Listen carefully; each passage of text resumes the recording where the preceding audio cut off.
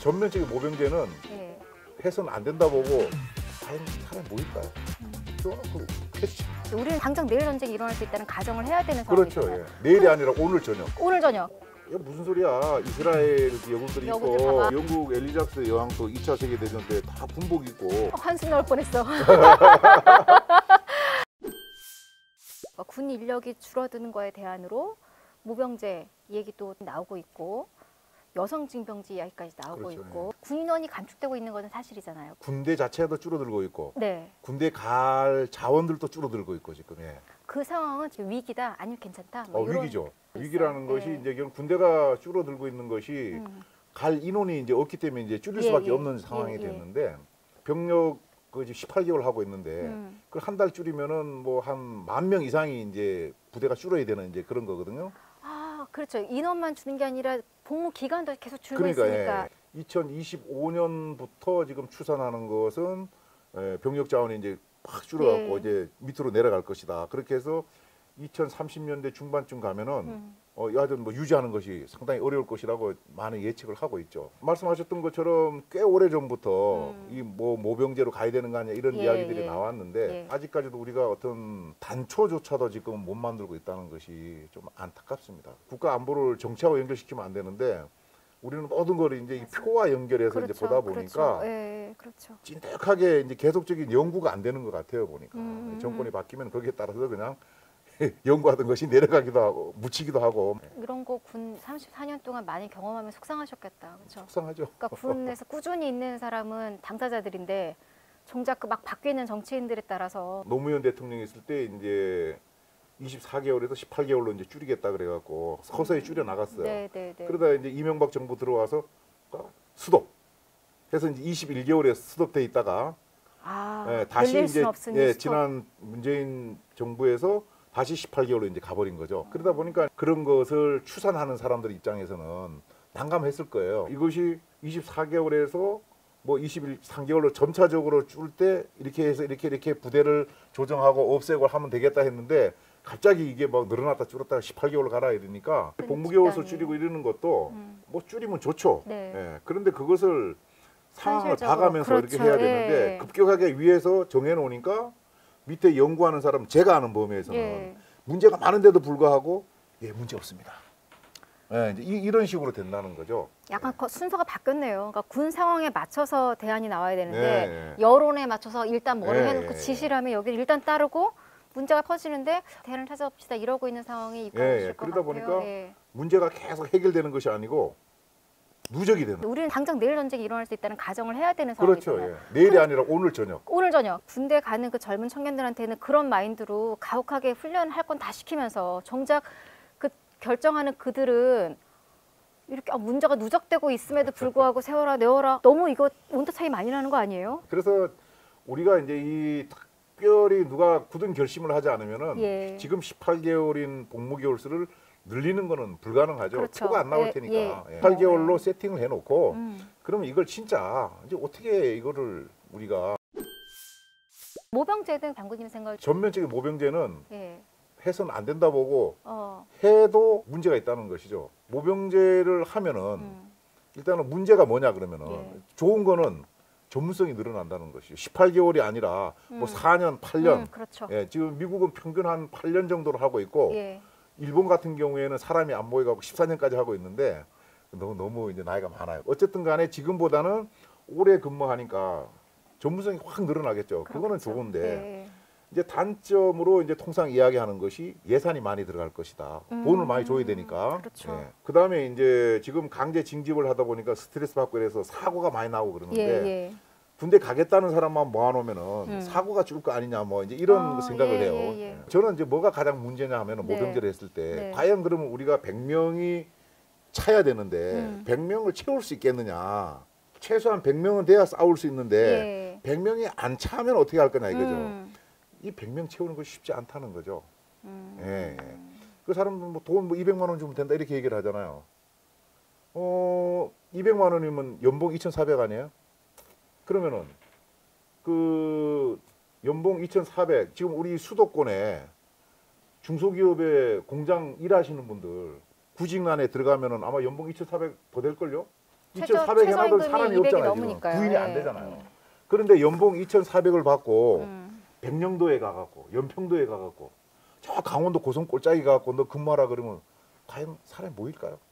저는 그 퀘스천. 그래서 이제 이것을 우리가 뭐 200, 300 얼마 될지 모르고 또 봉급만 줘서는 안 되고 그 부수적인 어떤 가족들 살아가는 이런 것들 복지 문제가 같이 따라 올라가려 그러면은 돈이 많이 들어가죠. 그 돈이 많이 들어가더라도 사람만 충원이 된다 그러면은 뭐 대한민국이 그 정도 감당할 수 있다고 저는 봐요. 다른 거 줄이면 되니까. 예. 다른 복지 예산을 좀 줄이든지 해서 모병제가 필요하면 모병제에다가 하면 되니까. 근데 문제는 사람을 모을 수 없다는 겁니다. 우리가 지금 가장 모병제를 성공했다 하는 나라가 이제 미국일 수밖에 없는데 미국마저도 충원이 다 안 돼요. 그래서 지금 최소 인원으로 지금 움직이고 있는 거예요. 최소 인원으로. 이제 미국도 그 뭐 아프가니스탄이나 이라크 같은 데 전쟁해서 사람 막 죽고 그러잖아요. 그러면은 모집 인원이 확 떨어져요. 그렇지. 예, 예. 그리고 그럼요. 돈하고 목숨하고 바꿀 수 있는 게 아니니까. 그러니까요. 예. 그래서 이제 미국은 어쨌든 또 부대는 운영을 해야 되고 하니까 그러다 보니까 모병할 수 있는 자격 요건을 낮춰버리는 거예요. 그러다 보니까 글도 제대로 모르는 사람, 심지어는 아주 그 뭐 강간 뭐 이런 죄 중죄진 사람까지도 범죄자들까지 들어오고 또 그것도 안 되니까 이제 그 해외 사람들을 와서 이제 미군 하면은 영주권 주고 이제 이렇게 하고 있단 말이에요. 예. 안 되니까 그러는 거예요. 채우게. 미군은 진짜 우리가 생각할 때 고등학교 졸업하고 군대에 와서 일정 기간 근무하면 나중에 대학 보내주고 뭐 별걸 다 해주는데도 충원이 잘 안 되거든. 그러니까는 모병제 미국 같은 모병제는 제가 볼 때는 할 수도 없고. 예. 그래서 결국은 이제 제 개인적인 생각은 징병제를 골간으로 하되 우리가 어떤 이 특수한 어떤 그 기술을 요하는 자리들이 있어요. 미사일 관련된 거라든지 어떤 그 기계나 무기나 이런 걸 다루는 어디 해킹하고 이러는 그런 데는 진짜 돈을 많이 줘서 많이 줘서 뭐 삼성전자보다 더 줘야지 어떻게 보면 더 줘서 중요한 일을 하는 거죠. 우수한 사람들을 데리고 와갖고 장기간 동안 할 수 있도록 그걸 이제 그런 부분은 어떤 뭐 전문병이라 그럴까 하여튼 뭐 이름을 정해서 그런 어떤 징병을 크게 골간으로 해서 어떤 모병 분야별을 조금 같이 하는 이런 식으로 가야 되지 않겠는가. 저는 그렇게 생각을 해요. 지금 우리가 유럽 같은 데도 우리가 보면은 우리나라가 선거할 때 보면은 모병제가 세계적인 추세이기 때문에 가야 된다 이렇게 얘기를 해요. 그거는 말입니다. 한숨 나올 뻔했어. 세계적인 추세가 막 그러면서 유럽 예를 들어요. 독일 같은 경우에도 이제 소련이 없어지고 러시아는 푸틴이 있기 전에 러시아는 힘이 없었잖아요. 그러니까는 쳐들어올 나라가 없으니까 유럽은 다 먹고 살기도 힘든데 복지 예산으로 돌리고 군대를 다 줄였던 거예요. 그래서 모병제로 갔던 거죠. 그렇게 했다가 어떻게 됐습니까? 2014년도에 러시아가 크림반도를 합병하는 걸 봤잖아요. 그걸 보면서 2014년도에 우크라이나 모병제에서 징병제로 2016년에 또 다른 스웨덴은 전부 다 해갖고 지금 징병제로 지금 돌아오고 있는 거고 프랑스도 모병제인데 마크롱 대통령이 몇 년 전인가 어디 해군 기지인가 어디 가갖고 우리 징병제로 다시 가야 된다. 그렇게 이제 얘기를 했단 말이죠.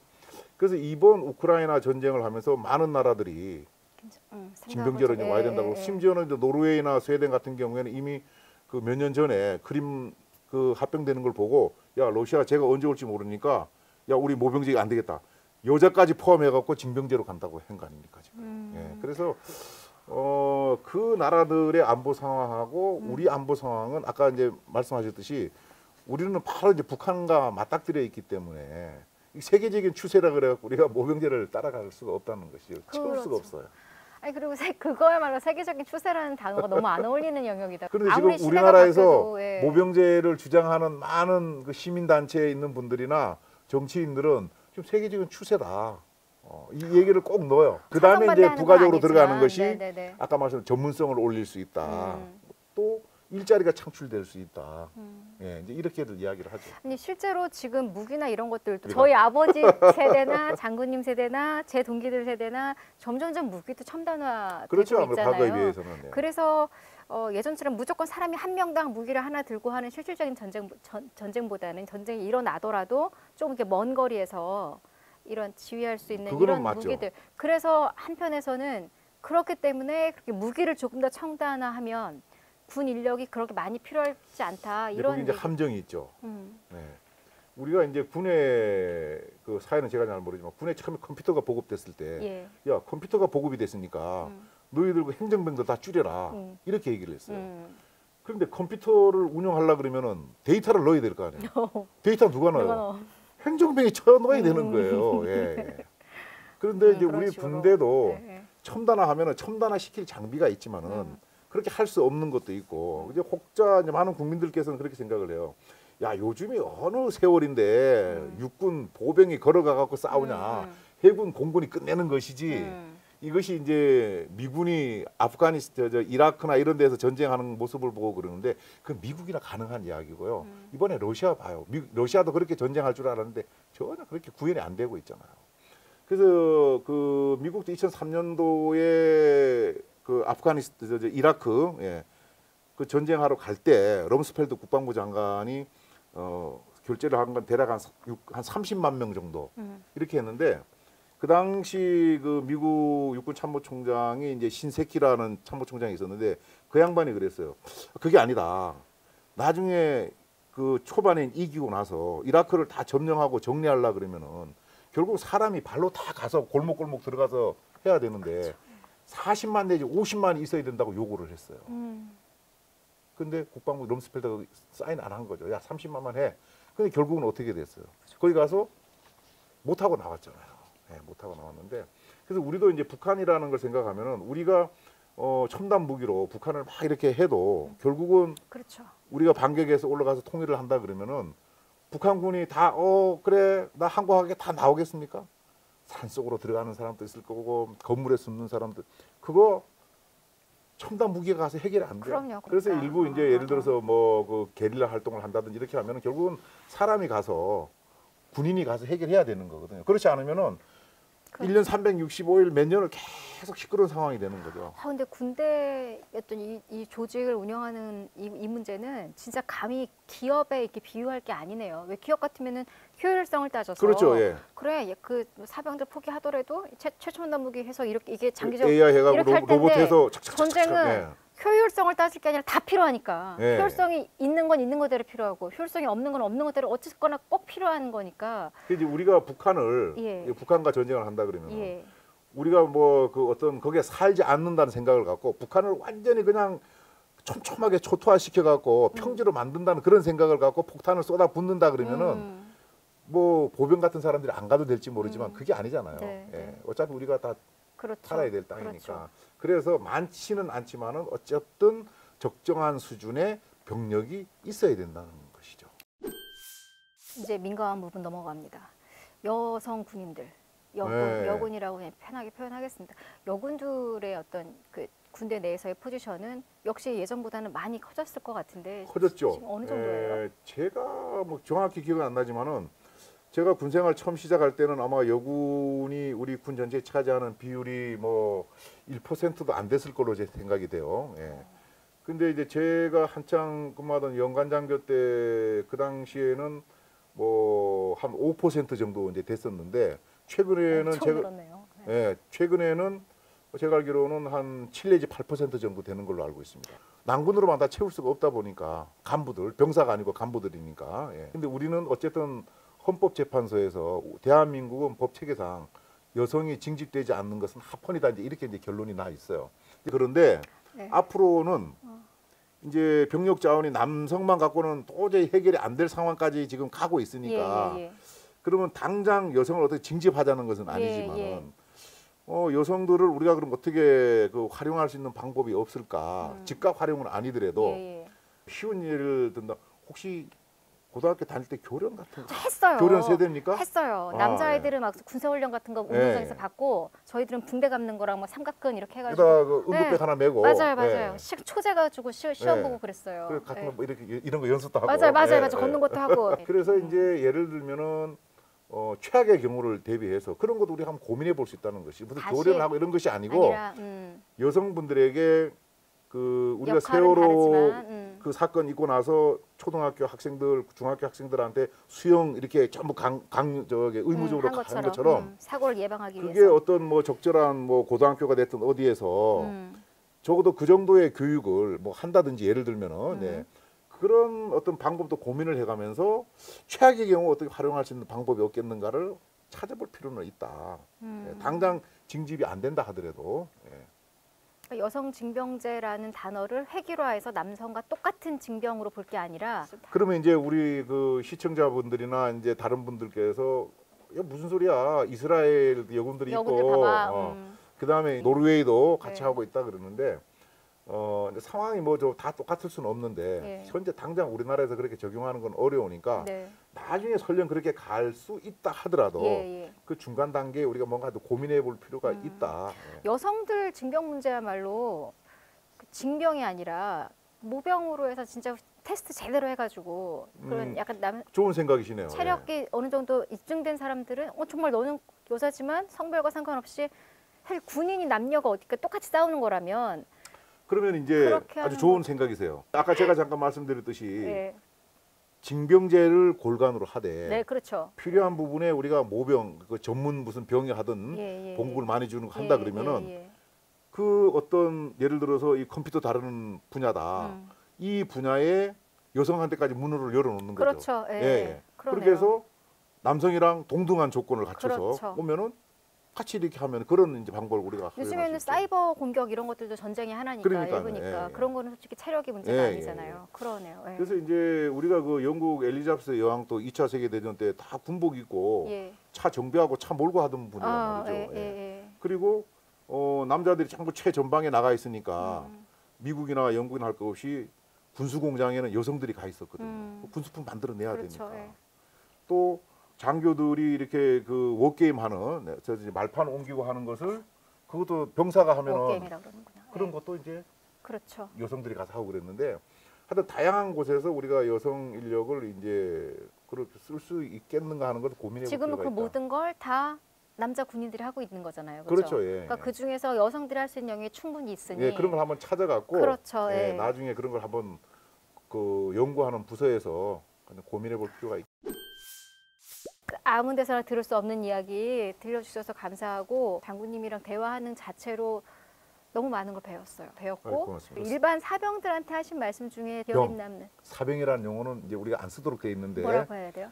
과거에 사병이라 그러니까 내가 막 사적으로 쓰고 이러는 걸로 인식이 돼서 병이라고 돼 있는데 그것도 사람들이 이제 병사라고 불러야 되는 거는 원래 이제 법적인 용어는 병인데 병사라고 쓰시면 돼요. 예비역이 장군님이랑 뭐 이렇게 얘기하고 제가 이러는 거에서 되게 와닿았던 장군님 말씀 중에 그게 있었거든요. 군대가 물론 안 좋은 기억이 더 많고 힘든 시간인 기억이 더 많겠지만 어차피 갔다 왔으면 내가 어차피 갈 거 여기서 얻을 게 뭔가 분명히 이 가운데 적어도 하나는 좋은 게 있을 거 아니냐. 이 군대 생활 중에 예를 들어 일찍 일어나는 거 하나라도 얼마나 좋은 습관이에요. 내가 이 습관이라도 하나 여기서 배워나가면 얻었어. 그렇죠. 그 얘기하신 게 저는 그게 엄청 큰 감동이었어요. 그런 마인드라면 이겨낼 수 있겠다라는 생각도 들었고 또 그 마인드 하나만 배워서 오더라도 그 마인드라면 뭐든 그렇게 내가 세상 모든 것을 배울 수 있겠다는 생각이 들었어요. 그래서 그런 가르침 너무 감사드리고 편안하게 해주셔서 고맙고 또 그 긴 시간 나라를 위해서 그렇게 또 힘든 데 계셔 주셔서 감사드리고 고맙습니다. 네, 고맙습니다. 이렇게 불러주셔서 고맙습니다. 여러분도 감사드리고요. 오늘은 마무리하겠습니다. 안녕히 계세요. 행복 이거 하는 거 아니야? 손가락 한 번.